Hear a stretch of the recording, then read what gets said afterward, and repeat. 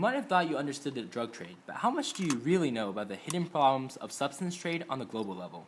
Hi, my name is Waylon. And I'm Daniel No. And today we'll be discussing Russia's often overlooked and underestimated drug trade, a world of disease, addiction, and corruption with our partners David Liu and Aadil Refair. When I say the words drug trade, what countries do you think of? Probably countries like Mexico, Colombia, and Peru. Unfortunately, since the media tends to focus on issues closer to home, many people are unaware of Russia's massive illegal drug trade.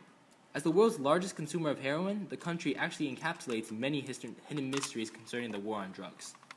70% of the country's drugs come from outside the borders. The illicit trade started closely following the collapse of the Soviet Union borders. Direct heroin routes commonly stem from Afghanistan due to the long, unprotected southern border. Organized crime networks have thus since then established and flourished along the border, making it the epitome of an international drug trade, with smugglers having no opposition to stop them. Heroin from Afghanistan these days is almost as easy to get as a Snickers bar because of the lax Russian border controls.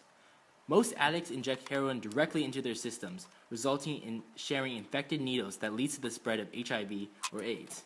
Today, Russia is the largest consumer of heroin and has one of the highest HIV rates outside of Africa. As many 5% of young people in Russia have HIV. The US and the UN have done ample research on heroin addiction and regard methadone as the gold standard of heroin treatment. The drug is known as an opiate substitute and it replaces heroin addiction with more moderate methadone dependencies. As a result, there are generally fewer heroin withdrawal symptoms and more stable recoveries. Methadone usage also significantly reduces chances of HIV infection and other drug-related illnesses. Even though the Cold War ended over 20 years ago, Russia is still skeptical of a drug endorsed by many Western countries, viewing methadone as a foreign trick. The premise of solving a drug with another drug, albeit a less harmful drug, seems like a poor solution despite the advocacy of other nations. In rejecting methadone, Russia has chosen to adopt many unscientific methods. Most famously, until quite recently, Russia, City Without Borders programs would chain patients to their beds until addiction has subsided. Many of these cold turkey approaches have no proven success record and leave behind a trail of high dropout rates. Despite the relative amount of failed attempts, few other methods have arisen. Many of Russia's anti-drug strategies are supported through the Eastern Orthodox Church. The church believes that methadone doesn't actually solve the problem and is merely just a Western fad.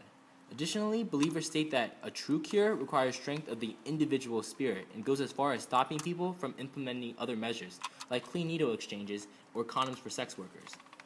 So why does Russia provide so few rehabilitation opportunities for its drug addicts? Probably because government officials look down upon addicts as not worthwhile human beings. The same goes for those of different sexual orientation. On the flip side, the social stigma prevents addicts from coming out of the shadows as they may lose their jobs, their families, and etc., as well as other consequences. The situation in Russia closely parallels the situation in America during the 60s, 70s, and 80s. Drugs and AIDS were rampant. Most people looked upon people with AIDS thinking that they deserved it and brought it upon themselves.